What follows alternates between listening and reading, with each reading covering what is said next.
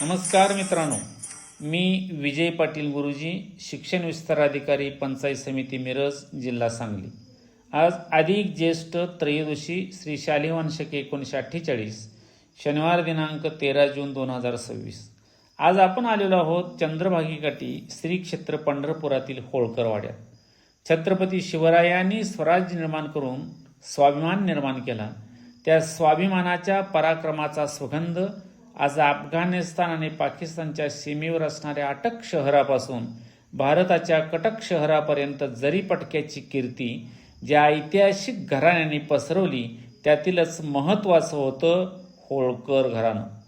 राजमाता अहिल्याबाई होळकर यांनी 350 वर्षापूर्वी तत्कालीन काळानुरूप गरजेनुसार बांधलेल्या होळकरवाड्याची आपण आता माहिती जाणून घेऊया.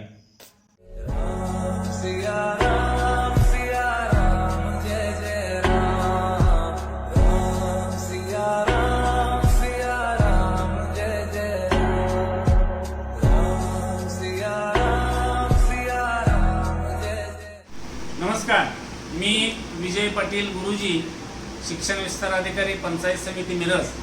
आज शनिवार दिनांक 13 जून 2026 या दिवशी श्री क्षेत्र पंढरपूर या ठिकाणी अधिक मासाच्या निमित्तानं या ठिकाणी आलो आणि चंद्रभागा नदीमध्ये पदस्पर्श केल्यानंतर पुंडलिकाचं दर्शन घेतल्यानंतर विठ्ठलाच्या दर्शनाला जात असताना, नामदेवाच्या पायरीचं दर्शन घ्यायला जात असताना उजव्याच बाजूला जे तीर्थक्षेत्र पाहायला मिळालं ते श्रीराम मंदिर म्हणजे होळकरवाडा आणि डाव्या बाजूला जे आहे ते श्रीकृष्ण मंदिर शिंदेवाडा. या होळकरवाड्यामध्ये आल्यानंतर या ठिकाणी असणारी अत्यंत चांगली अशी सुबक नक्षीकाम केलेली इमारत पाहायला मिळाली की ज्या इमारतीचं बांधकाम 350 वर्षापूर्वी झालेलं होतं. हे बांधकाम करत असताना पूर्णपणे सागवानाचं बांधकाम करण्यात आलेलं आहे. चंद्रभागेकडून घाट चढवून विठ्ठलाच्या दर्शनाकडे जात असताना होळकरवाडा दिसला की ज्या होळकरवाड्याला हत्तीवाडा असंही म्हटलं जातं. श्रीरामाच्या मूर्ती या ठिकाणी आम्हाला पाहायची होती आणि म्हणून या ठिकाणी आल्यानंतर अशी माहिती कळाली की या मंदिराचं जीर्णोद्धार पाया खोदाई करत असताना दास मारुती या ठिकाणी त्या पाया खोदाईमध्ये सापडल्यानंतर त्या ठिकाणच्या असणाऱ्या होळकर घराण्याच्या अहिल्याबाईंनी असं ठरवलं की या ठिकाणी श्रीरामाची प्रतिष्ठापना करायची, मूर्तीची प्रतिष्ठापना करायची. ही माहिती या ठिकाणी आल्यानंतर गेली अनेक वर्ष या मंदिराची जी पूजा अर्चा करतात ते आदरणीय चंदूकाका महाराज या ठिकाणी आहे. त्यांच्याकडून आपण या वाड्यासंदर्भात, या श्रीराम मंदिरासंदर्भात आणि होळकर घराणी संदर्भात आपण या ठिकाणी माहिती जाणून घेऊया. नमस्ते काका. नमस्ते. आम्हाला या ठिकाणी असणारा जो होळकरवाडा आहे, या होळकरवाड्यामध्ये जे आम्ही आता जे दर्शन घेतलेलं आहे श्रीराम मूर्तींचं, त्या संदर्भात आम्हाला थोडीशी माहिती दिली तर बरे होईल. पाया खाण्याच्या वेळेस दास मारुती निघाली. त्यांनी तिकडं निरोप दिला मातोश्रीला, म्हणजे इंदोरला. तेव्हा इथं दास मारुती निघाल्या पाया खाण्याच्या वेळेस स्वयंभू. मग काय करायचं तर मग रामाची स्थापना करा म्हणून तिथनं निरोप आला. रामाची स्थापना. हा जो वाडा आहे या वाड्याचं बांधकाम इथं महादेवाचंच मंदिर होणार होतं. पाया खाण्याच्या वेळेस दास मारुती निघाली म्हणून रामाची स्थापना. म्हणजे काका अहिल्यामाई ह्या शिवभक्तच होत्या. त्याने अनेक शिवभक्त मंदिर बांधली, महादेवाची मंदिर बांधले, जीर्णोद्धार केले, घाट बांधले, विहिरी बांधल्या, घाट बांधले, धर्मशाळा बांधल्या, जीर्णोद्धार केलेले आहेत. सगळे महादेवाची मंदिर बांधले. 12 ज्योतिर्लिंगापैकी 8 ज्योतिर्लिंगाची त्यांनी जीर्णोद्धार केला. पण या ठिकाणी एक अनोखा असलेलं श्रीरामाचं मंदिर पाहायला मिळतं. म्हणजे दास मारुती सापडल्यामुळे त्यांनी मंदिरांचा रामाची स्थापना झाली. मला तर असं सांगा, हा जो वाडा आहे हा या वाडा किती मोठा आहे, म्हणजे किती एकराचा आहे किंवा किती आकारमान आहे? आणि यामध्ये आता जसं मंदिर आहे तसं पूर्वीच्या काळामध्ये या ठिकाणी कोणकोणत्या सोयीसुविधा किंवा या वाड्याची विभागणी कशा पद्धतीची होती? ही 2 ते 2.5 एकरची जागा आहे. बरं. रस्त्यापासून ती खाली माधवार घाटाच्या दुसरी पाहिली एवढा आवार आहे. मग यामध्ये म्हणजे गोशाळा, स्वयंपाकगृह वगैरे असं काय हत्ती? पहिलं काय होतं, अन्नछत्र म्हणजे गोसावी, बैरागी ही सगळे जेवायला इथं येत होती. बरं. त्यावेळेच्या एक परिस्थिती. म्हणजे 250 पावणे 300 हा हा हा वर्षाच्या त्यावेळेला अगोदरचा हा अन्नछत्रच आहे ना. त्यावेळेला ती जेवायला इथं यायची. गोसावी बैरागी असे असतील तर म्हणतात नंतर ते जातात. काळ. आम्ही आता असं ऐकलंय की होळकरवाड्याबरोबरच हत्तीवाडा असंही म्हणतात. हा. ही काय संकल्पना नक्की आहे? काय आहे ही बांधकाम चुन्यातलं आहे. बर मग त्यावेळेला त्यांनी हत्तीवर नाचवला बर म्हणजे बांधकाम कच्चं बघण्यासाठी. हा हा कच्चा आहे का पक्का आहे म्हणून त्याला हत्तीचाही वाडा म्हणतात आणि होळकर वाडाही म्हणतात. किती मजबूत आहे हा बांधकाम बघायला. मजबूती बघायची. हा, हा. म्हणजे स्वतः अहिल्याबाई होळकर यांनी ते हा, हा, पाहिलं. हा. तिथं अहिल्याबाईंचं वास्तव्य होतं. हा हा त्यांच्या हस्तेच रामाची स्थापना झाली आणि त्यांच्या आहे ती त्यांच्या हस्ते झालेलं आहे सगळं. घाट विहिरी धर्मशाळा बर जीर्णोद्धार महादेवाची मंदिरं त्यांनी स्वतःच्या हाताने केलेले. दुसऱ्याचा कोणाला हात नाही. स्वतःच्या आहे ती त्यांनी स्वतः केलेलं आहे सगळं. म्हणजे त्यांचा जन्म 1725 ते मृत्यू 1795 म्हणजे 70 वर्षाच्या आयुष्यामध्ये त्यांनी बरंचसं काम सगळं केलं. काम. तर आता तिथं प्रभू रामाच्या मूर्तीच्या जवळ अहिल्याबाईचं जे पुतळा आहे छोटासा हा. ती स्थापना कधी झाली आणि कुणी केली? ती त्यांचे नातू काशीराव दादा होळकर बर हा त्यांनी ती मूर्ती बसवली हा. आणि मखर केलं. हा. हा ती काशीराव दादा होळकरांनी ती केली. त्या त्यांचे वाड्यामध्ये नातू.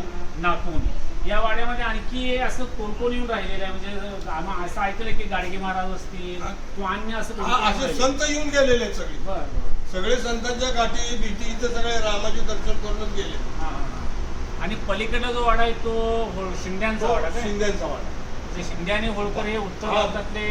बायजाबाई शिंदे बर हा हा ह्या आपल्या होळकर वाडीला नंतर 100 वर्षांनी तो वाडा आहे. म्हणजे हा वाडा 17 आधीच आहे. हा आधीचा. हा त्याच्यानंतर 100 वर्षांनी तो वाडा आहे.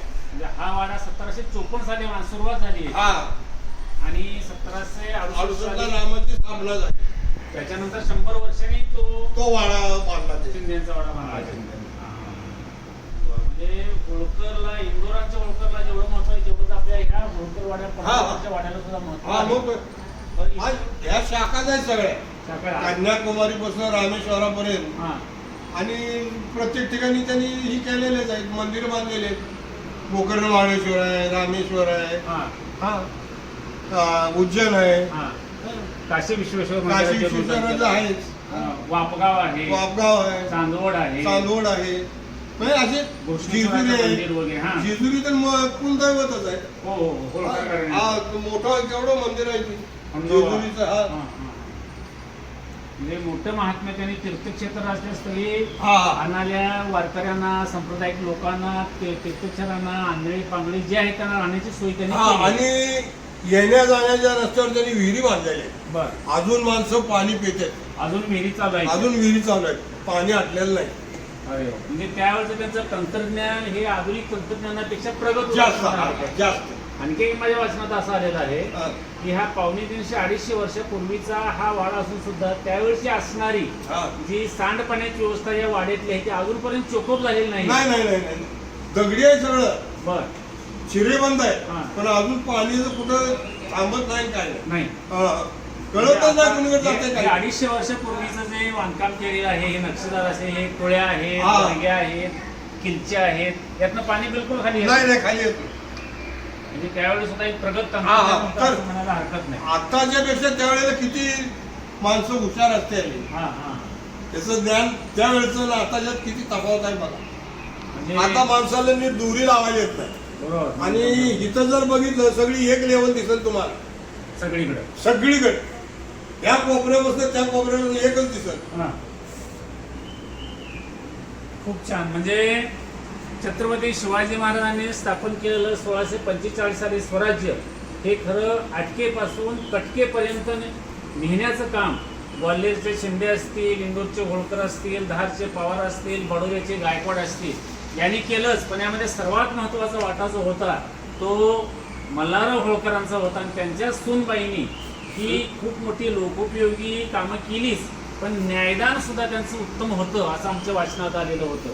आणखी एक मला अशी माहिती तुमच्याकडून जाणून घ्यायची आहे की असं ऐकलेलं होतं की त्यावेळच्या काळामध्ये या वाड्यातून अगदी विठ्ठलाच्या दर्शनाला जायला सुद्धा एक रस्ता होता म्हणे. हा त्याबद्दल जर थोडीशी माहिती सांगा आम्हाला. त्यावेळेला त्यांच्या वेळेला इथून आतल्या आत त्यांना दर्शनाला जायला रस्ताच केला होता तसा बर. त्यावेळेला. हा हा हा आता 300 वर्ष झाली, आता बांधकामं झाली, हा. पडझड झाली, रस्ता पण झाला. हा.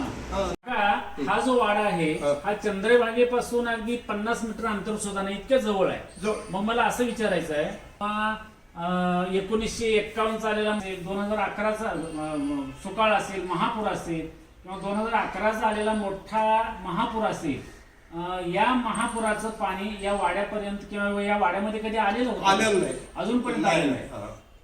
असं उंचावरच बांधलेलं आहे. इतक्या उंचीवर हा. म्हणजे त्यावेळेच्या काळामध्ये त्याने अभ्यास करून हे बांधलं. हा. चंद्रभागेचं पाणी इतक्या उंचीवरती येणार आणि नाही. तसं बघायला गेलं तर आता नदी पलीकडे गेली. हम्म. आता घाट आहेत, पहिले घाट कसे आहेत, हम्म. असं पहिल्यांदा अलीकडे होतं नदी, हम्म. आता पलीकडे गेलेली.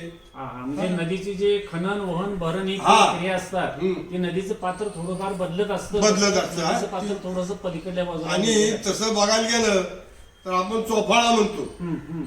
तिथून देवाच्या कडेने नामदेव पायरी बसणं असं खाली पाणी येत होतं त्यावेळेला, बर. हा हा हा पूर्वी. पूर्वी. हा हा आता ते सगळं बंद झालं, सगळं आता इकडूनच पाणी येतंय. त्यामुळे हा, काय हा. विषय म्हणून ती म्हणलं ना, नदी अलीकडे होती ती आता पलीकडे गेली. म्हणजे नामदेवाच्या पायरीपर्यंत 100-150 वर्षापूर्वी पाणी त्या बाजूनी येत हा, होतं. देवळाकडनं यायचं खाली.